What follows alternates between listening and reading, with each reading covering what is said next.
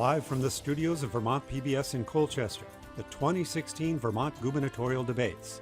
Tonight, all Republican candidates debate the top issues of this important election season. Here's moderator Joe Merone. Good evening, everyone, and welcome to tonight's Republican primary debate for governor of Vermont here on Vermont PBS. I'm Joe Merone, and I'll be moderating tonight's debate between the two candidates on the ballot for this year's GOP primary. And let me introduce them to you now. First, Bruce Listman is a retired business executive, lives in Shelburne. Phil Scott, businessman and current Vermont Lieutenant Governor, lives in Berlin. Gentlemen, welcome. The format for tonight's debate is relatively straightforward. Questions will come from me and from Vermont PBS viewers who have sent them in during the past week. Candidates each will have 1 minute to answer the question. There may be follow-up and rebuttal time devoted to each topic. And at the end of our hour, we'll have a 1 minute closing statement from each. Laura Walsh is with me, and she's our timekeeper. Keep the guys honest and on time. Gentlemen, let's begin. You're both relatively well known. The audience is familiar with you. You've been running ads. But in our live forum today, I'd like you to tell each of you to tell us why you want to be Vermont's next governor. We'll begin with Mr. Listman. Yes, well, thanks so much, and I'm very happy to be here. I've been traveling the state, and Vermonters say to me all the time, we are heading in the wrong direction. They say, I can't afford to live in my own house. The cost to live here is too great. I'm worried about my community and the economy around it. And I'm worried too, because my children have left, and I can see that things are different. That sense of unease has been running deeper and deeper. And one thing we hear not only about Washington, but about Montpelier, Vermonters saying, nobody's listening to me. I've been asking for change, and it's not happening. That's my only slogan, a new direction. And that's why I believe I should be elected governor, and I can make that change happen. I believe that Vermont has a great future, but I believe we need to be realistic and set goals and set priorities and make Vermont a better place. Thank you. Mr. Scott. I'm motivated to run because we face a lot of challenges right here in Vermont. We're facing a crisis of affordability, and I believe that we need to refocus on having a revitalized economy, making Vermont more affordable for families and businesses, and as well restoring the lack of faith and trust that we have in our state government. We have that across the nation. We've seen it. We've seen the frustration in the presidential primaries as well in this presidential campaign. We need to restore that in some way, and I believe I'm part of that change. In fact, I've decided to run a positive campaign. My opponent launched another ad today, and a deceitful, false ad, I might add, and that's not the Vermont way, and I believe we can be better, and I'm going to continue to talk about the economy. I'm going to continue to talk about how to make Vermont more affordable, and I'm going to continue to restore the faith and trust that we've lost in our state government. Mr. Listman, have you been running a negative campaign? I'm running a campaign that offers real contrast. I thought the media would take care of all of that, but instead I am. And so I don't speak about Phil, the person, but I do speak about the issues and where he stands and what he has said. So I didn't make him say a single payer might be the answer or that Governor Shumlin is fiscally prudent. I never made him say there was a mileage tax in our future. But by telling people what he said, when he said it, where he said it, and links to find the context, I'm able to set up, if you will, a contrast between what he believes and what I believe. I think leadership is an action word, and action is the way we go forward, but conviction about ideas provides the real outline of what those actions should be. When I said today that with an ethics package, Lieutenant Governor Scott shouldn't be able to do business with the state, I mean it. In 47 other states, they just wouldn't allow it. And most of the developed countries of the world wouldn't allow their senior head of a state to actually do business with the government. And so when I've said it's wrong, I've said prospectively, we need an ethics package.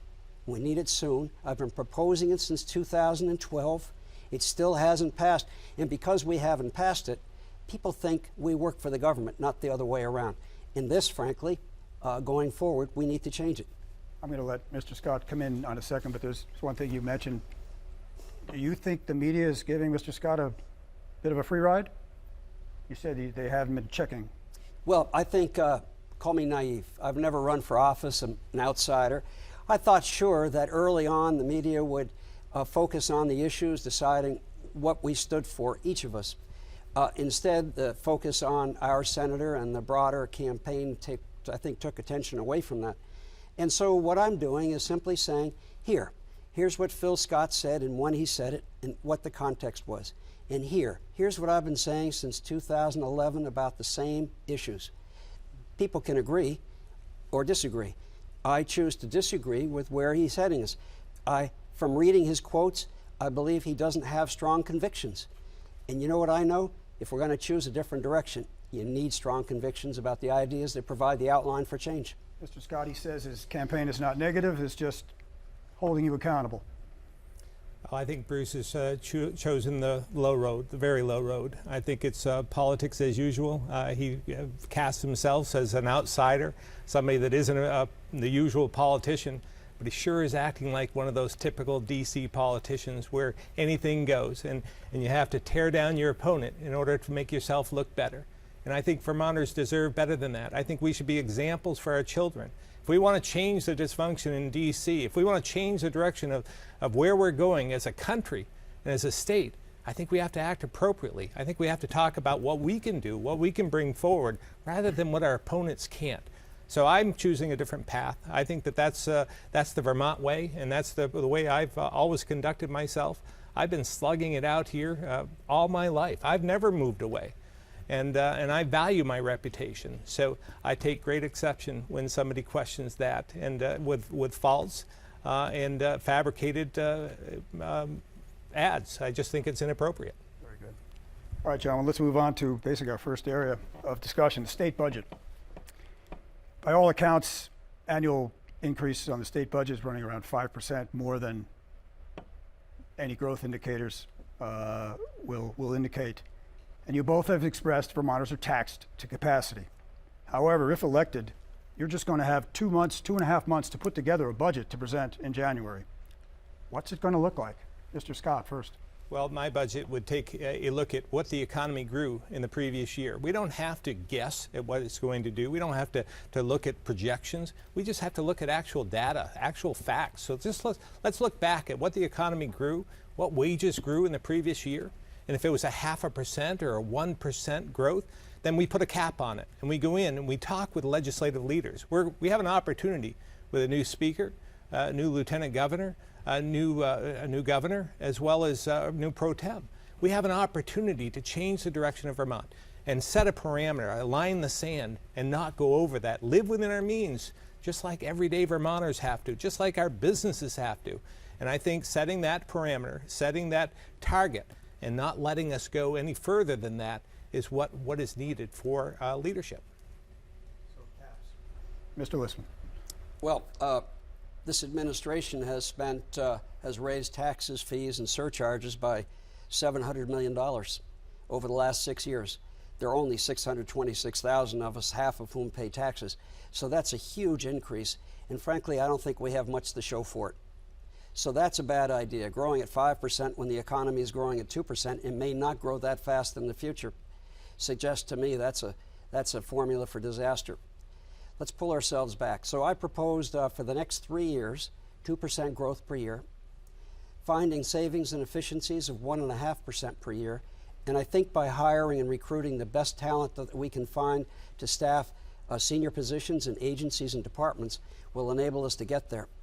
But I also believe there's ample opportunity both by auditing Medicaid, closing Healthcare Connect, which costs $60 million a year, to find the savings to fuel some important savings, important spending.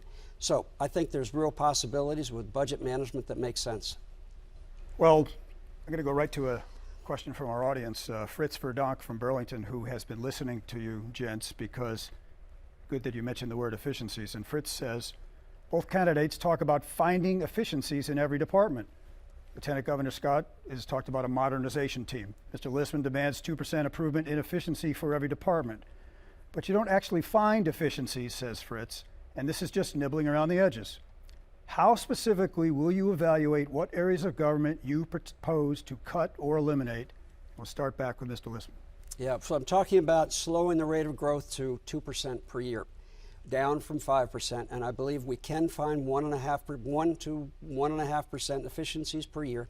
So we're talking about a rate of growth in real life that's declining from 5 to 3 to 3.5%, less dramatic than you might have wanted. Well, I think every program should have a goal and a set of goals. We have a picture of what it looks like. We should know how long it's going to take to achieve it and what it's going to cost. We need performance metrics. I believe in transparency, not only telling you where your money went, but how well it's spent. On the other side, I think there are substantial savings in our Medicaid pile. We have a third of Vermonters are in Medicaid or receive benefits. It's grown rapidly. We haven't done an audit since 2011, and 4 other states have found significant savings. And of course, if we move away from Healthcare Connect and move to the federal exchange, it costs $60 million a year to maintain. This is literally a road to nowhere, and I think there are substantial savings to reinvest. Mr. Scott, I more want to than be just clear. efficiencies. I'm sorry? More than just efficiencies. Mr. Verdonk wants to know, what are you going to cut? I want to be clear. We have to live within our means. We can't continue to overspend and with false projections. We need to, just like we do in our businesses, just like we do in our households, live within our means. I will not propose or sign a budget that exceeds those limits. So we set the parameter first. Again, there's modernization tactics we can use within state government. Take a look at Medicaid in particular. Medicaid has grown, the administration of Medicaid has grown from $30 million to $130 million in the last 7 years. That growth is we can't sustain it. So there are ways to save, I'm sure, ways to save in that area alone.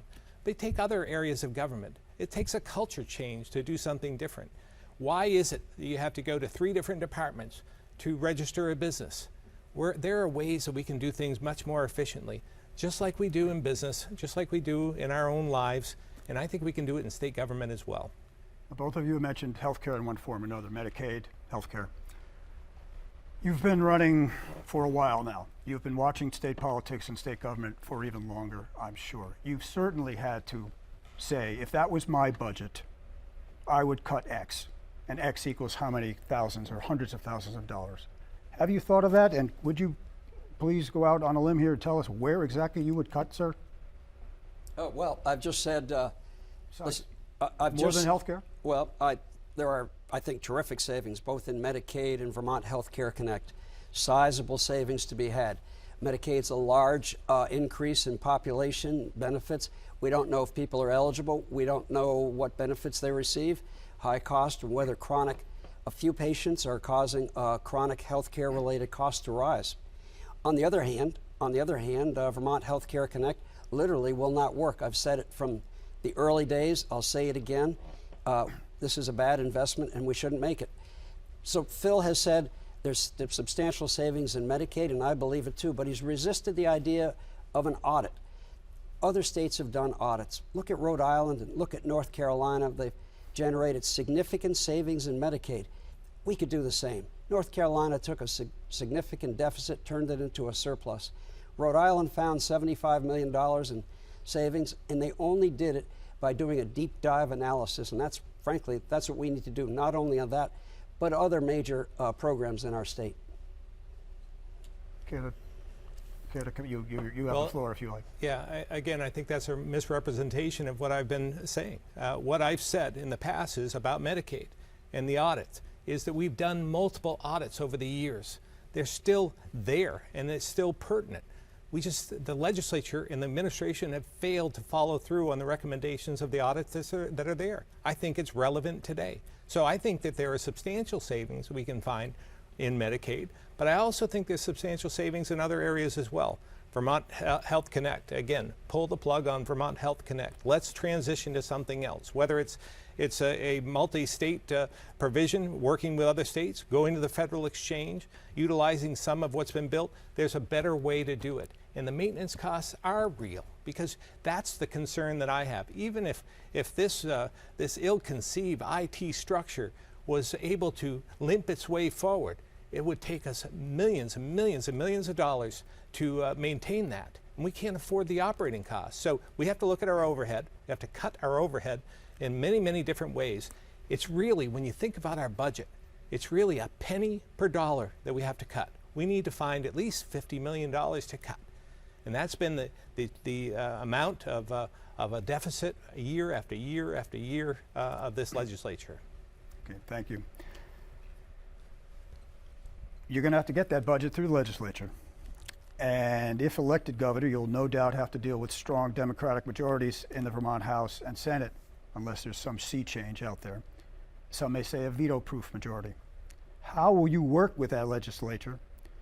And can you give me some examples in your past where you've worked with both sides of the aisle on philosophical differences? Let's start with Mr. Scott.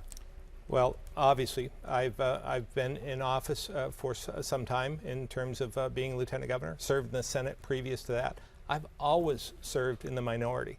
So I know how to get things done serving in the minority. Sometimes it's feeding the ego. Sometimes it's working across the aisle, trying to make compromise, consensus.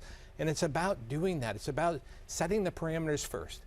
And I believe that it's one of my strong suits, facilitating change, facilitating compromise, working together in different ways, because we don't all have any ideas that will help Vermont in ourselves. We need to reach out and utilize other people's ideas as well. So working with the legislature is something that I've been quite good at amongst the Senate and the House, amongst Senate to Senate members. And I think that it's a real issue that you have to work your way through. When it comes to cutting $50 million out of the budget, though, that may not be as easy as you think. Well, I think, again, it's about seeking ways to work together. First day, you have to adopt the idea that we are facing a crisis of affordability. Everyone has to be on board with that, understanding that the growth of the economy will lift all boats. So we have to get everyone on the same page, pulling in the same direction in order to do that. And then just living within our means, setting that cap, that parameter to begin with, building the budget that way rather than the other way around.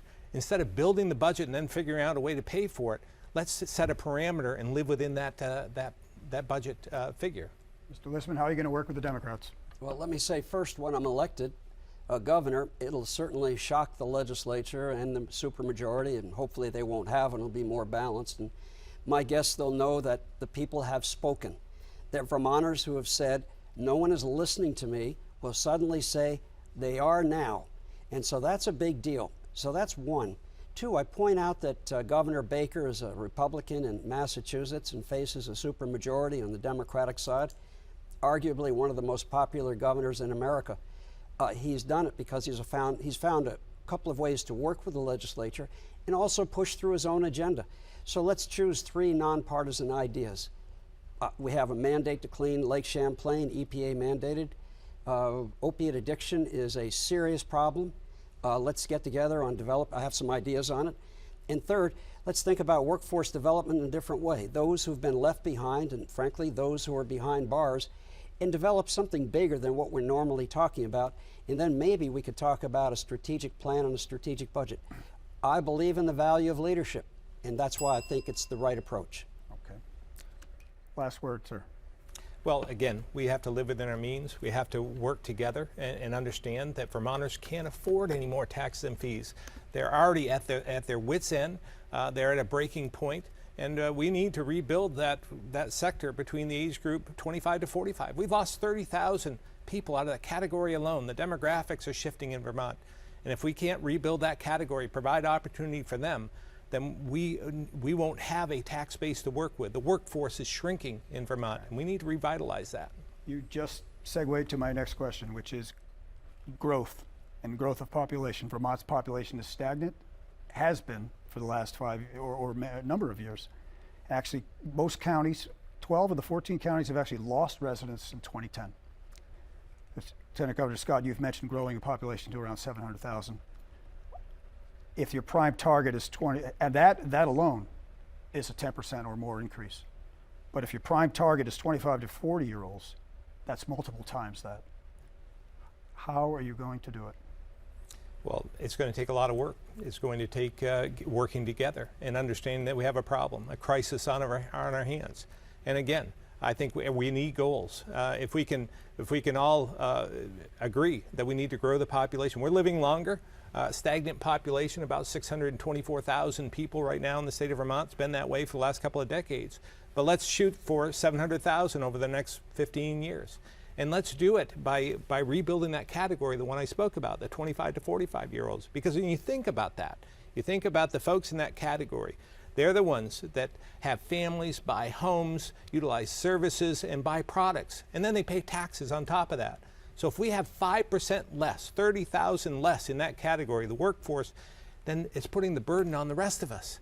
So we need a goal. We need to focus on the economy, make Vermont more affordable, and then we can really do something in this state, because it's literally in our hands right now.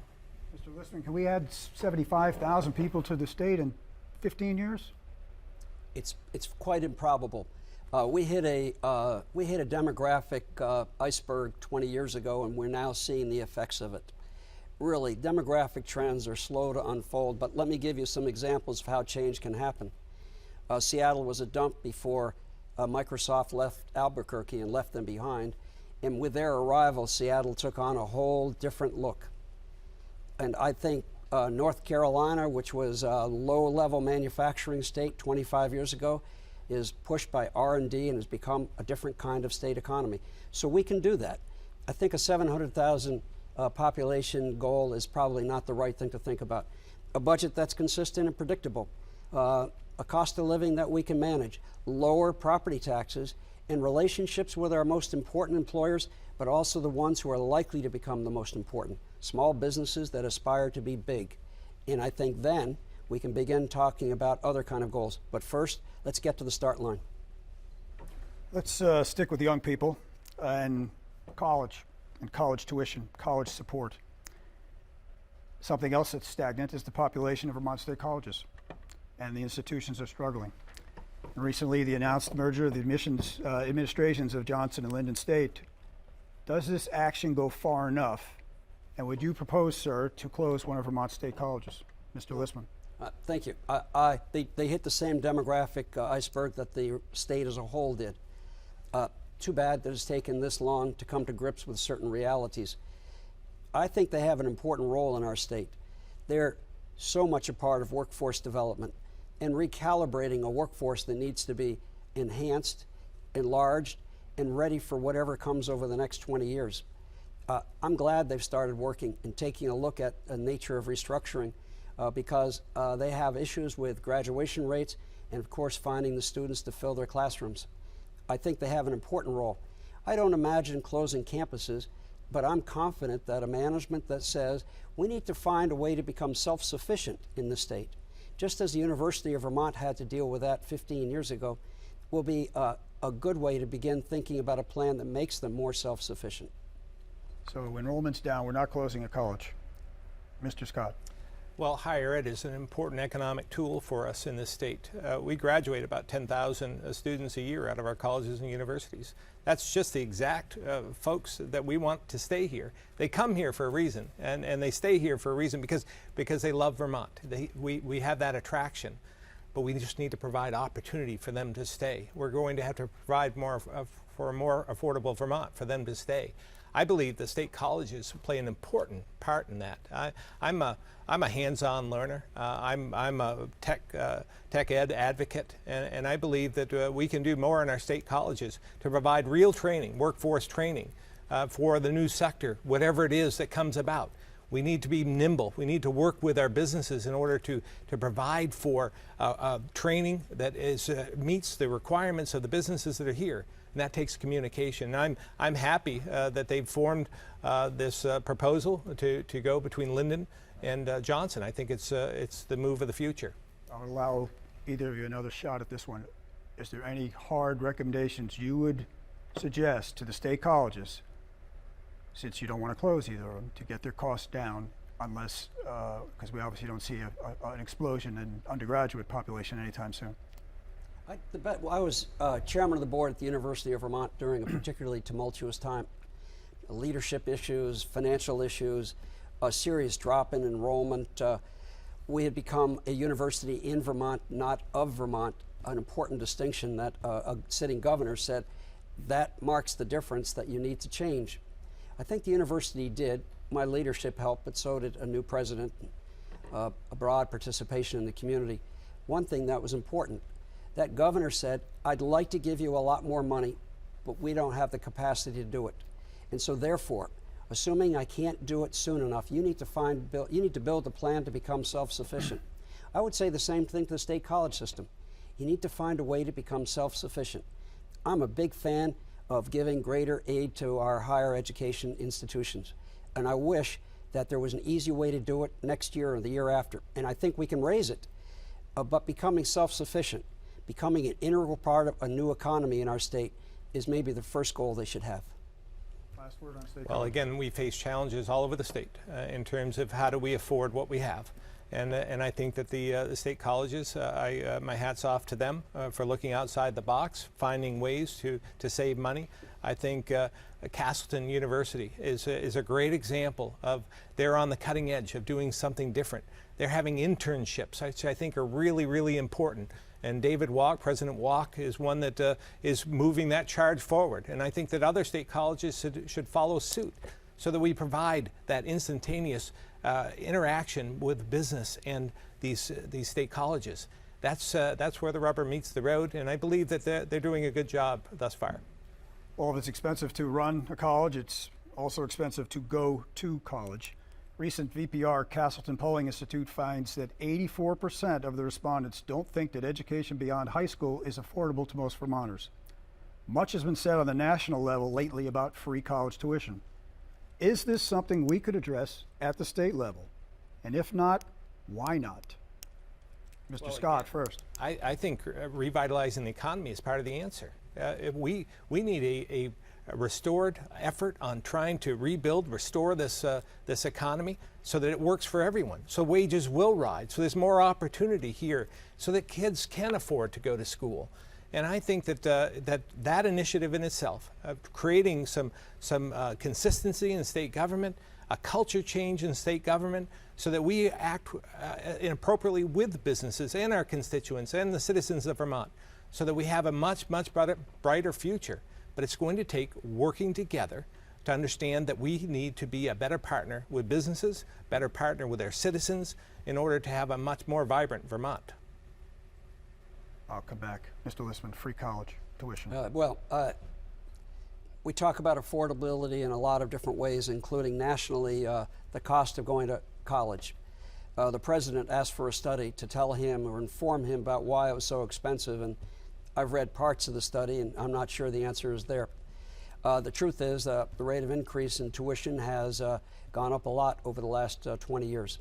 I don't have the answer to that, but I don't think free education is the answer either, since all we're doing is squishing a balloon and making somebody else pay for it. Really, we've hit the capacity of taxes and fees and surcharges. $700 million in 6 years is a lot of money for a state our size. I'd rather look at 40,000 kids who are in college here. We have them for 4 to 6 years. Many of them come from other states. Some come from other countries. They're there for us to recruit and retain, offer them opportunities. So a kid from Bennington College will come to Burlington to see businesses here. A kid from the University of Vermont could visit Brattleboro and see a new community. So I take that as a no on free tuition from either. Yes, Mr. Scott, you wanted to jump? There's nothing free in this world. Somebody has to pay somewhere, and we simply can't afford that now. And it has to be meaningful for the student as well. Right. There has to be buy-in. I believe that everyone has to pay something in order for it to be meaningful. And I would say that we need to make sure that we have an affordable education, but also access to capital. I look forward to working with the Treasurer in the future to try and come up with a bonding program that would reinvest in Vermont children, so that they can go to school at a much less rate than what they charge the Sally Mays of the world charge for some of the rates. It's highway robbery. Last word on college. Well, education is a big part of what made me who I am. I went to public schools in Burlington and went to the University of Vermont while working through the school. My father taught at South Burlington High School, his second career. In his honor, we created a scholarship that's helped 425 kids, non-traditional students, navigate through the University of Vermont. It's help that many, and hopefully we'll do that many over the next 20 years as well. These are important things.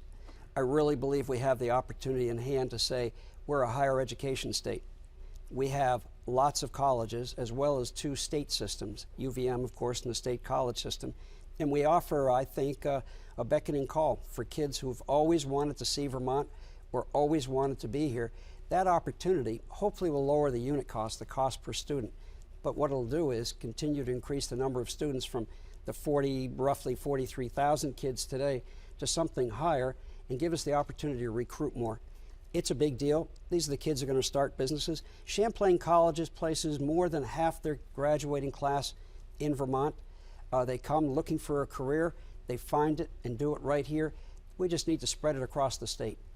Perhaps if we can get 65,000 of them to stay in the next 5-10 years, we'll have it made. If you're just joining us, my name is Joe Merone, and you are watching the Republican primary debate for governor here on Vermont PBS. Primary election day is next Tuesday, August 9. Now, tomorrow, we'll have all 5 candidates on the Democratic side running for governor here, same time, 8 o'clock p.m., so please join us. We're going to go to an audience question now, gentlemen, from Liz Ruffa of East Dorset, back on economic development that you were very keen on a few minutes ago. And she gets specific. Please name 2 regions, or I mentioned the decline in population also of many counties. Please name 2 regions or counties that would top your agenda for community and economic development. Explain what you would prioritize in each. Start with Mr. Listman. Yeah, she's asking an excellent question. I would look to 2 southern counties, as a matter of fact, Bennington and well, actually the entire rim, because the counties of the southern part of the state are beginning to come together with an economic development plan that has tremendous progress and promise. In Bennington, the hospital, the college, and the business community have gotten together to focus on downtown redevelopment with the help, hopefully, of some private and state money as well. And in Brattleboro, they've already been through a couple of fires and have rebuilt their city as well. And I think there are real possibilities in both. I'm very impressed with economic development in that region and some of the, I would say, forward-looking ways. They have spoken about the college kids. They've spoken about incubators, spoken about retaining all the employers, and I think that's a good place to begin. On the other hand, we have an obligation to serve the entire state, from Newport to Burlington to Barre, all the way down to those southern counties. So here we go. Mr. Scott, 2 counties, and how would you prioritize development in them? Well, unfortunately, I can't just choose two Liz counties. I understand that. And it would be easy to say Bennington County and Windham County, because they are struggling, obviously, but so aren't the rest of the counties in this state. Chittenden County is doing okay. It could do better, but we need to focus on an economic development plan that works for everyone, and we'll include them. They are doing a great job down in Windham County. Bennington could use some help. They've lost a lot of businesses over the last number of years, and if we really pay attention to that, again, what I said before about our shrinking workforce, there's less people working today than there was 7 years ago, and that's a trend that can't continue. We need to be a better partner with businesses. We need to listen to those businesses, and we need to help them grow and prosper. We need to provide that predictability that they're all seeking, the political predictability. So there's no more of these experiments, no more of this. We focus on the basics, get back to the fundamentals, and provide them with some certainty, and then they'll prosper and grow. But we need to focus on all the counties around the state that need some help. But you aren't willing to prioritize 1 or 2 for Liz right now? I would say no, because the Northeast Kingdom, for instance, I travel all over the state. She's also looking for possible initiatives. Sorry, sir. Yeah, I mean, they have all kinds of opportunity, but we need to rebuild again, try to provide that consistency. But I would say, I mean, Windham and Bennington are great examples, but I can point to other areas that are struggling just as much. Want to get in on this? I was traveling through Ludlow, and I saw a young man on the side of the street. Had a big sign up that said, struggling dad with 3 kids looking for a job. And so I pulled my car over and went back to talk with him. He wasn't looking for a handout. He was simply looking for a job. This is not 1934. This is not the Dust Bowl. This is Vermont 2016. And so when you see that, you know there's something gone wrong in our economy throughout the state. we need to focus on it, but in a broader way than we normally do. We talk about economic development. I'll tell you, if I give you $50 a week to be my friend, when I run out of money, you might not be my friend anymore. But building relationships with those small businesses that want to get big, with our large employers who have the capacity to invest elsewhere or actually leave our state, and we've had a bad, really 16 months in terms of losing employers. If we can hold on to them, we can begin a process of rebuilding an economy, but really enabling the growth of that economy. It's important to think of it in human-sized terms. When you see a fellow with a sign, you say, something's gone completely wrong here. It may be in America where no one's gotten a raise in 15 or 20 years, but here, this is what we control. And just as the states are saying to themselves, let's not wait for Washington, communities in our state are beginning to say, let's not wait for Montpelier. And we're going to have to take advantage of all those opportunities. Last word, Mr. Scott, if you want. We have enormous amount of opportunity here in the state, but we have to focus, and we have to get the legislature to focus as well. I look back to the session that just ended, and I can't point to one single bill that would have a positive effect on the economy, not one single job attached to it. 2 years ago, there were 1,211 bills that were introduced in the legislature. 30 of those would have had a positive effect on the economy. Out of the 30, only about 3 passed. That's not prioritizing. That's not investing in areas that we should be investing in. And I think we have a bright future ahead of us if we just focus on what we can do to help ourselves. An area of disagreement amongst you lately is in transportation. Vermont's roads and bridges and infrastructure never seem to get all the maintenance they needed for repairs and upkeep.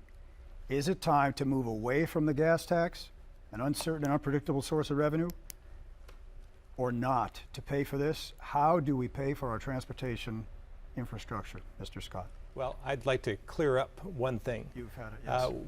Mr. Listman has chosen to highlight something that I said, taken it totally out of context, and proposed that I was trying to add a tax. That's why I'm asking. To Vermont's already overtaxed working families, and that's just simply not true. What we're talking about is the future of transportation, what we're going to do in the future across the nation. I was talking about a national proposal that some in Congress have been talking about for a number of years. Sometime we are going to, as a nation, are going to have to take a look at how we raise revenue in order to pay for our crumbling infrastructure. The per gallon gas tax that we're doing, that we use right now, we utilize in the state, we utilize it nationally, is going away because the vehicles are getting much more efficient, and we're moving to other methods. In fact, many people are using electric vehicles, not paying a cent for the roads and bridges that here in this state, and we're going to have to take a look at that in the future, nationally. Not here, though, and I will never, I would not sign a bill that adds a single tax to Vermonters in the future. So I just categorically feel that is just a misrepresentation of what I said. Mr. Listman, gasoline, taxes, roads and bridges, infrastructure. Yeah, well, let me respond to Phil Scott and simply say it's not a misrepresentation when we put the material out, and by the way, you had 15 hours to readjust whatever you thought you were saying. We gave full context. And yet again, on another channel for a debate, you again said it again. You said it with some passion, I might add, because you were practically leaning into my arm. I get it. Those things happen in the heat of the moment, but I responded to you in that issue.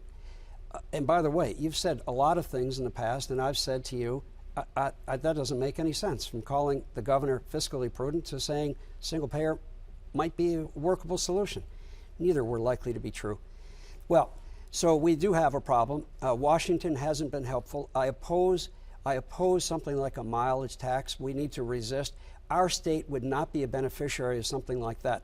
It'd be bad for our state. We have a long commuting times. If you've ever seen the run from Vergennes to Burlington or St. Albans to Burlington, those people are in a car and they're there for a long mileage. So that's what I believe. So how do we pay for our in-state contribution to roads and bridges? It's not an easy one, and it's something we're all dealing with. But I think there's a couple of things that's going to happen. First, nationally, hopefully with a new president and new Congress, they'll finally come together and begin to focus on this issue, which I've played around with for years without having done anything. And I think there is going to be some new funds available, borrowing against. And my guess is most of the states will choose that path. For one thing, it's inexpensive. For another, the bonds will be very long-term and against a very long-term type of asset. And I think we're going to see some very creative ways of doing it. Again, sponsored by Washington, not by our state. I've heard you both say, let's wait for the feds. We're not touching anything inside the state. Is that true, sir? Well, yes. And again, there he goes again, misrepresenting what I said. If you want the full text, you can go to our website and see the full text of what I said. Not just a snippet of what I said, but the full text. And I want to reiterate, I would not support any increase on taxes on already overburdened Vermonters. But in the future, we'll take a look at that. But I won't sign anything that will, again, place a burden on overtaxed Vermonters, working families, businesses. Another question. I'm sorry, go ahead. May I just say, again, for the record, you can go and see what he said. It's on tape. One was Channel 17 in Burlington. The other was actually this channel. We did it from the Paramount in Rutland. So have at it. Take a look at it. Let me know what you think. I looked at it and actually took quite a long time before we responded. Actually thought he was going to put something out to change his point of view. That said, I understand. So we disagree about whether we should disagree on this, I guess. But I urge you all to take a look at it. Decide for yourselves. Well, I think Bruce had proposed to bond, actually to borrow money to pay for our roads and bridges. I would say that we've already borrowed enough money in this state. How are we going to pay for that? And that's something that we can't go down that road. We can't go out and take out a loan or stocks or bonds or some other scam that it just doesn't work for Vermont. We need to be fiscally prudent. We need to pay for as we go and utilize the system we have in place right now. So no new money for roads without living within our means. We are living within our means right now. We're doing it on a cash basis, no extra spend. and I believe that that's the approach we have to take until they do something nationally with a different type of a tax structure to replace the one we have right now. Speaking of, If I might just say it again. So I haven't said that we're going to borrow. What I've said is I think Washington is going to be developing ideas back to an infrastructure bank. I don't know its form, but clearly it's on a lot of people's minds in Washington. And I think a version of it would enable the states, all the states, not just ours, to use really low-cost, long-term financing. Will it happen? I don't know, but that's one of the real possibilities. Well, I think you said it on Channel 17, some sort of Wall Street scam of some sort, some scheme of trying to borrow money or doing something stock. That's ridiculous. Something. let me move on, but we'll stay with it. Speaking of transportation, let's go with the information superhighway and a question from Nancy Banks in Morrisville. It also deals with rural Vermont, who says, our internet access cell coverage is adequate at best. We've been hearing this for years in Vermont, sir. Given the incredible reliance on this for all aspects of business and personal life is a critical need. What, if anything, do you plan to do to improve our access? What is still left to be done? Mr. Lisman, you first. Yeah, sure. There's a lot to be done. She's good to ask the question. I ask the question myself in my kitchen when my cell phone doesn't work. So this is not going to be easy. To the last mile is very expensive, and by the time we get there, frankly, the technology of broadband and cellular service is going to be changing again. One thing we need to do is make sure that all of our denser population areas are covered, and I would say even down to small communities where they're clumped together, it's easier. The second thing is we need cell service on all of our commercial highways, as well as those that are used by our citizens. So 89, 91, Route 7, Route 4, Route 15, 22A, and others that you might imagine. Where there's truck traffic and serious car traffic, and where there are communities alongside, we need to make sure that we have self-service. That's one thing that is the easiest thing to do, and it's not low fruit, it's not inexpensive fruit, but I think we can accomplish it. Yes, sir. Again, we have to focus on areas that need access. We need to focus on the areas where we can increase the broadband and higher speeds and so forth, it's going to be very difficult, to be honest. And I don't want to overpromise. And that's something that I've never done, is overpromise. I think that we should, two administrations have thought we would get to full coverage of cell phone and broadband, and have failed to do that because they're finding out it's very expensive and difficult to do. So we need to keep continuing to move in that direction, to try to provide opportunity in the areas that need some growth. That could be a great economic tool in some of those areas that are disadvantaged, to provide more broadband, more cell phone coverage, so that they can grow the economy in their regions. So you agree with Nancy that we need. I didn't hear anything specific at either of you did. Was I missing something? Any specific proposals on how to get down 22A or get to the last mile? We're going to have to continue to allow for private enterprise to continue to build it out, and we're going to have to assist in any way possible. But we don't have the resources to provide that opportunity at this time. Okay. Well, see, we agree, because I don't think we're in that business, but I think we can certainly work with private carriers to make sure that they'll invest in our state. I think for too long, we've imagined either doing things ourselves or doing them, but doing them poorly. Here's a chance to go out and seek vendors and see if they're interested in working with us. Let me shift gears a little bit, sir. We've been talking a lot about economics tonight. Can you both weigh in on your feelings of the amount of Syrian refugee resettlements that has been allowed in Vermont so far? Mr. Scott, I believe your views have changed. Mr. Listman, you said recently, pause, but for how long? Should we do more? Should we resettle more Syrian refugees here in Vermont? Mr. Scott first. Well, certainly we're talking about a region, the Rutland region in itself. Public safety has to come first, obviously. I think that you need more education, more outreach, trying to bring coalitions together in order to satisfy. They have great concerns, legitimate concerns, and I think that they need to be fully vetted as we move forward. But you certainly have to have some compassion for those who are coming from war-torn countries. And I think Vermont is compassionate in that way, but public safety has to come first. Yes, sir. Well, I've said, our hearts are for refugees no matter where they come from. And this is a state that has compassion, and we have a government that should have and oftentimes does have empathy. My own view was that until the FBI can say that they're able to vet the Syrians that are coming here, and they're comfortable saying all clear, that I would choose caution. Personal and public safety are important. I thought in particular, and so I've said no, not now. And when the FBI is more comfortable they can actually vet people, then I'll be all in. In Rutland, though, the added problem was the mayor chose a path that excluded the community, and many of them felt like they weren't part of the decision making. Those in favor of it, but also those who were not in favor of it. And thankfully, he's going back to try to redress it with a broader coalition, but I think a lot of damage was done. Last word. I think the mayor has now formed some sort of a cabinet, and that's probably something he should have done to begin with.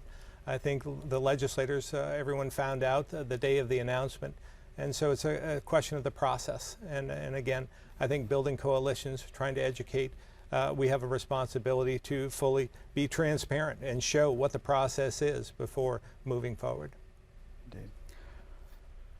Vermont, as you know, gentlemen, is one of the least racially diverse states in America. As governor,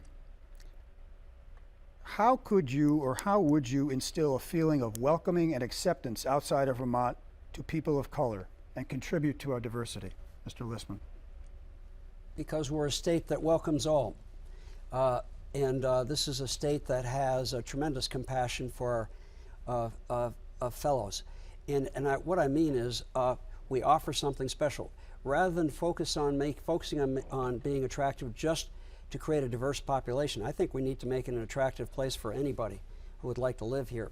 We need a different kind of marketing program. I'm not an expert on marketing, but we need to show not just the bucolic state, but we need to show the business state. We need to show where young men and women are living and how they live and the nature of the businesses they create.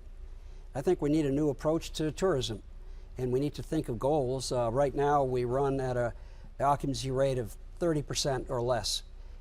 but maybe we ought to set a goal of 50% and build a plan around it so we're able to attract a surge of people who are going to be visiting us. That helps our economy, but many of those people are going to say, you know what, this is a place that I'd like to live. And many of the people who live here actually met our state through trips on tours or buses. Mr. Scott. I grew up in Barrie, blue-collar community, rich ethnic history, all revolving around the economy, which was the granite. We had many Italians, we had many from French Canadians, and we had many Scots coming all around the economy and around the granite. So I think we should take a page out of that. We need to grow our economy. I believe, as I said before, we need to rebuild this category between 25 and 45. I've asked for us to set a goal of a population of 700,000. I can think of no better way than legal immigration, trying to be attractive to many different backgrounds. Diversity is good, it's healthy, and it's something that we should embrace. And I think we have in this state, and I think we can continue, but we have to have opportunity in order to grow in any area. So again, focusing on that, getting the legislature on board, everyone pulling in the same direction is a way to do that.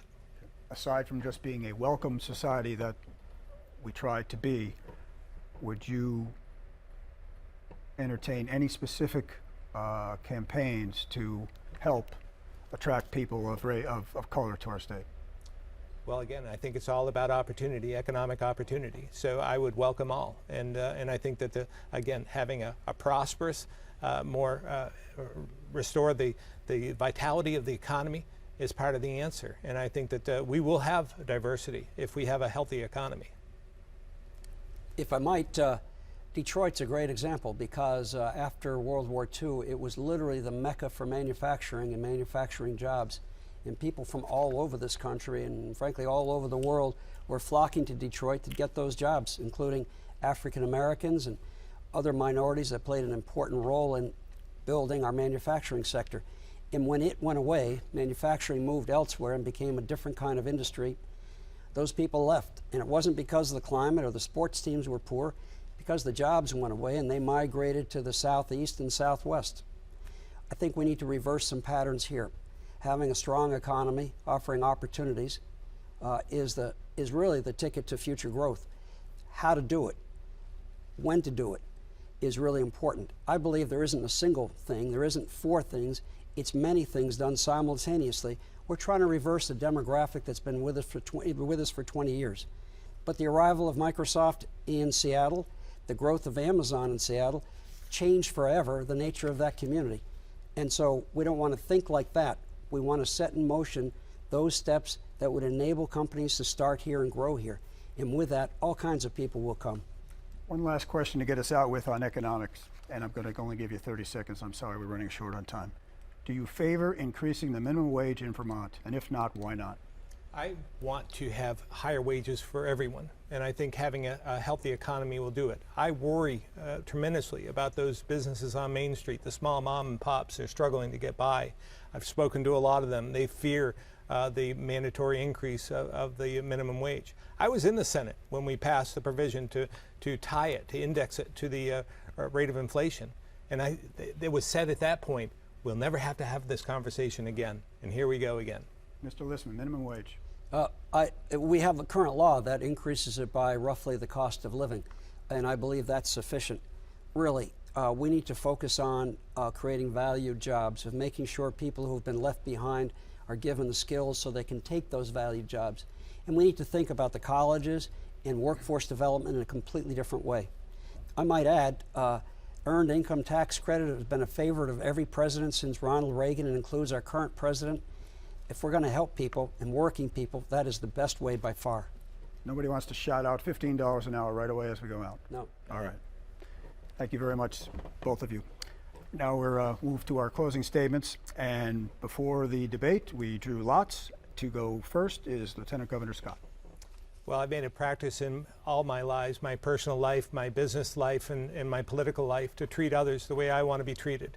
And I think we have a lack of that in this state, and I think we can do better. We can be an example for the rest of the country if we just treat each other the way we want to be treated. And that's the way I've conducted myself in the legislature. That's the way I'll continue to treat Vermonters with that goal, to try and focus on the economy, rebuilding this economy, creating more affordable lifestyles is something that we can all look forward to. So I look forward to working with Vermonters in many different ways, and I will always continue the way I have been in all my lives to have an open door and listen to Vermonters. Listen, learn, and lead. And I look forward to doing that in the future. I hope you get out August 9th and vote in the primary. It's very, very important. Thank you very much, Mr. Listman, for your 1-minute close. Yes, and thank you again for moderating it, Joe. Thank you. Well, thank you. August 9th is the primary date, and you need to vote. No matter your party affiliation or your favorite candidate, we need you to vote in the dead of summer. I'm running for governor because Vermonters say they need a new direction. They want it changed. They feel burdened by high taxes, high property taxes. They are concerned about an economy. They're concerned about what the opiate addiction means to their community. They're concerned about the future, and they have a right to feel a deep sense of unease. We tire of Washington, but we're beginning to tire of Montpelier. I offer the outsider's perspective, a perspective built on hiring talent, building technology, and serving clients at a very high level. And gosh knows that's what we should be doing here. I believe leadership is an action statement. I believe content, the value of ideas, gives you the outline for that action. And I really believe that urgency, knowing the clock is ticking, provides the fuel for that. I believe I'm the right person. I hope you'll consider my candidacy. Thank you. Thank you both. I'd like to thank both of our candidates for joining me here tonight for this Republican gubernatorial primary debate. Tomorrow night, once again, it's the Democrats' turn. All 5 candidates on the ballot will be here beginning at 8 p.m. Please tune in and join us then. And also, register to vote. Wednesday is the deadline to register to vote in the primary next week, August 9th. For everyone here at Vermont PBS, I'm Joe Merone. Have a good evening.